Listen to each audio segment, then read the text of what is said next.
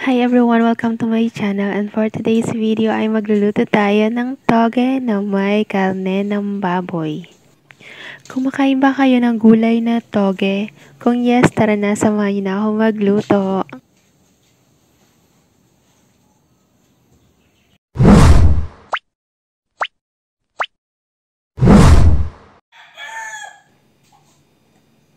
Ayan, maglagay na tayo ng mantika sa ating paglulutuan or sa kawali.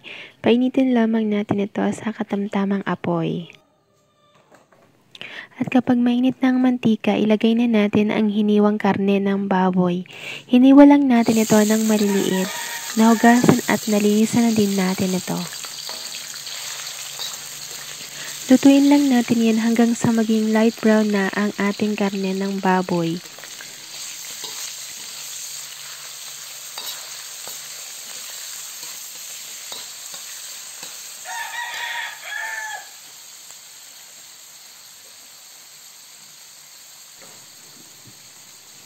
Lagyan na din natin ng kaunting asin.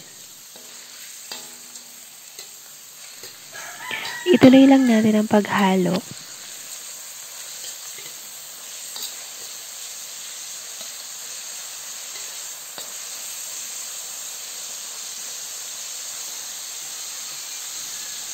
At kapag light brown na ang karne ng baboy, itabi lang natin ito sa bandang gilid ng kawali at bawasan natin ng mantika.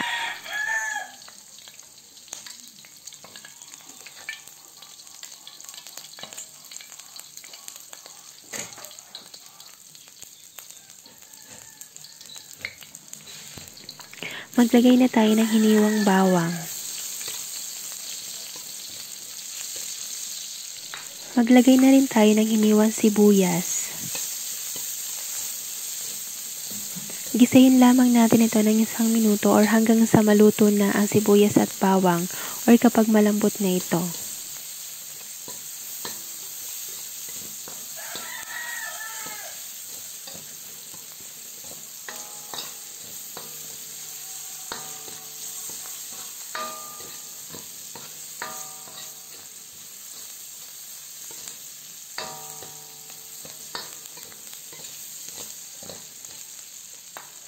Kapag luto ng sibuyas at bawang, maglagay na tayo ng hiniwang kamatis. Lutuin lang natin ang kamatis ng 1 minuto.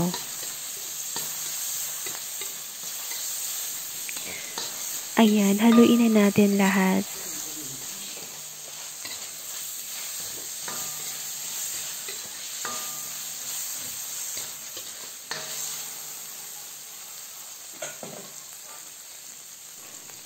Ilagay na rin natin ang hiniwang carrots. Hiniwa lang natin ito ng pahaba.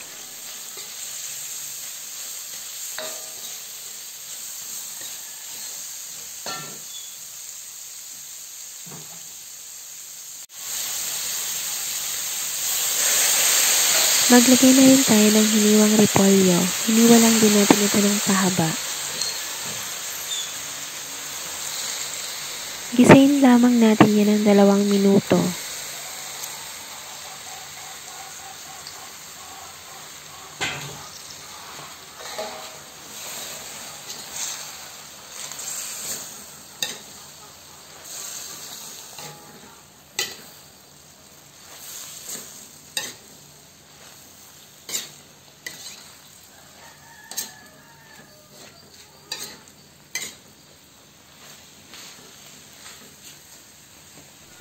Ilagay na rin natin ang toge.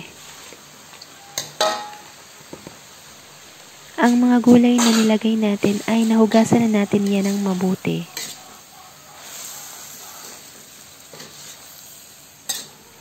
Haluin lang natin yan.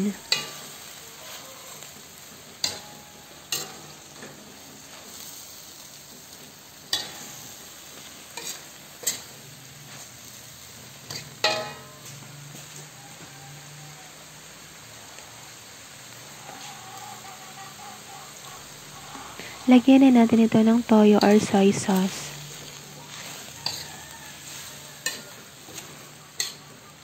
Haluin lang natin.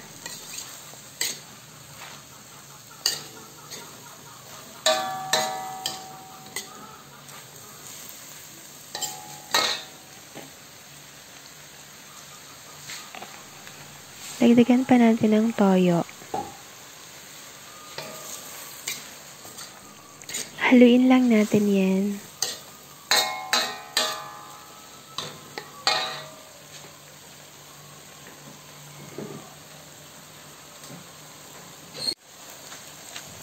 Lagyan natin ang durog na paminta.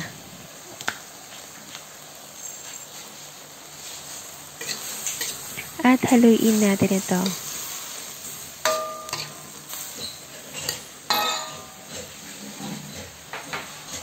Lagyan na natin ito ng tubig.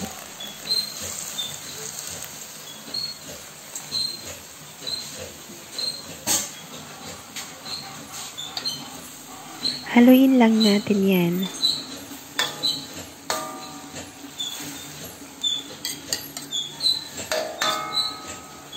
Takpan at lutuin natin ito ng 6 hanggang 8 minuto or hanggang sa maluto na ito. Kunti lang naman to guys, kaya madali lang siyang maluto. Pero guys, kapag marami ang niluluto nyong toge, pwedeng dagdagan nyo na lang ang minuto ng pagluto. Kasi ang repolyo at ang carrots naman ay madali siyang maluto. Ayan, pagkatapos ng 8 minuto, haluin natin ito. Tikman na natin kung okay na ang lasa. Kung kulang pa sa asin, maglagay na lang din tayo. Pwede nyo guys lagyan ng pampalasa or pwede rin lagyan ng kaunting asukal kung gusto nyo na medyo manamis-namis ang lasa.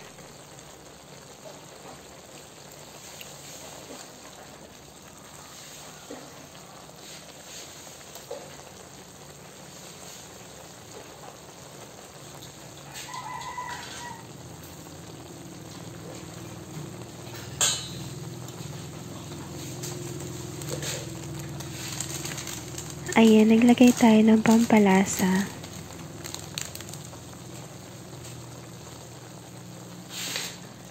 Haluin lang natin.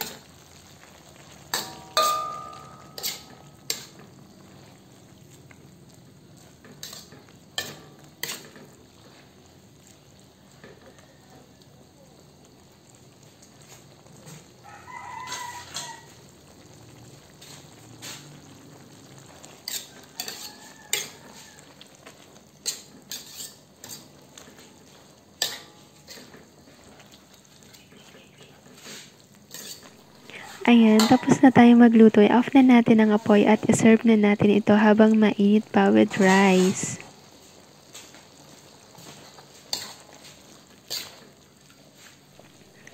Ayan, salamat po sa panonood. Sana ay nagustuhan niyo ang ating video for today. Please don't forget to like, share, and subscribe. Bye!